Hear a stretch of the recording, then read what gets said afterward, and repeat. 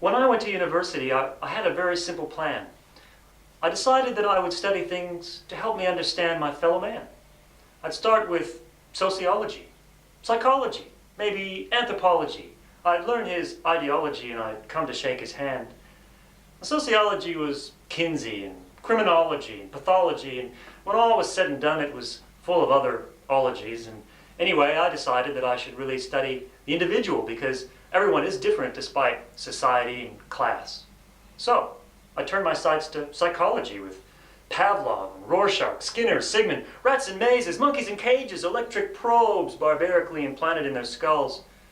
But it came to me one day that this psychology can be reduced. For after all, it's mostly biological in truth. So I turned my sights to biology.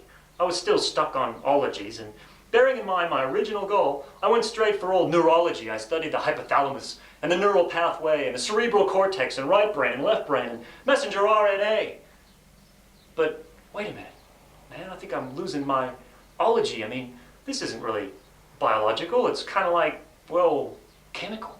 So down I swam ever deeper to find the very essence of man. With my trusty sword called chemistry, I'd make my final stand. The periodic table was a loaded magnum in my hand.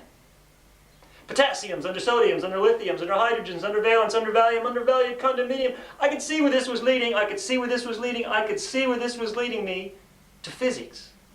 Now, from atom to the atom, I have fondled the resistance. Now I'm down to the atom. Yes, thank you kindly, madam. I'll have another glass of champagne. I finally reached the bottom. I am down to the essence of man.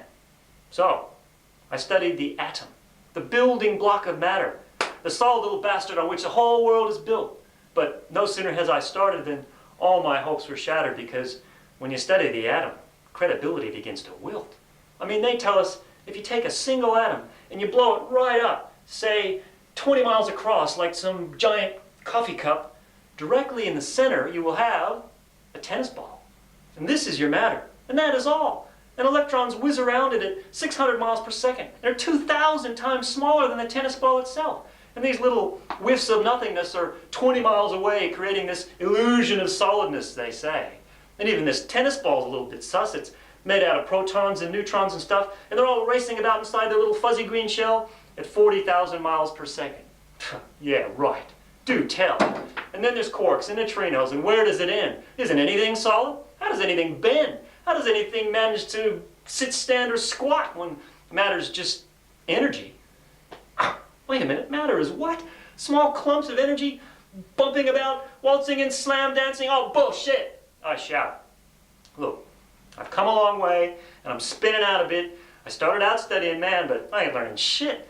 And just when I think that I've finally reached home, physics comes up to a wall of its own, with one little door and a sign. Oh, dismay. It says this way to Philosophy 101A.